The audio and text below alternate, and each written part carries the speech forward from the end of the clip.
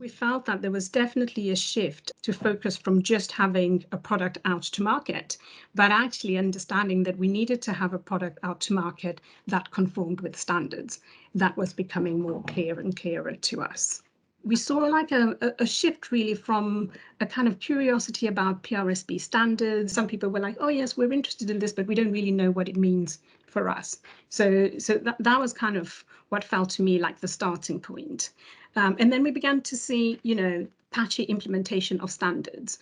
And then as we began to see more use of data more generally, and that understanding of how by looking at data, you could begin to look at how you might improve care quality and service improvements. Certainly standards were part and parcel of those conversations, and that just seemed to be building up momentum. Greater focus on PRSB standards.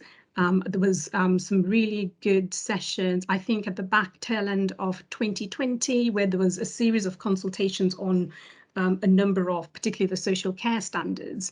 And that really marked a shift, I think, certainly in our sector, with that engagement, being able to come together with a very wide-ranging group of stakeholders to talk through some of those standards. Now we've just heard a talk where, talking about maybe making some of these mandatory incentives for doing so.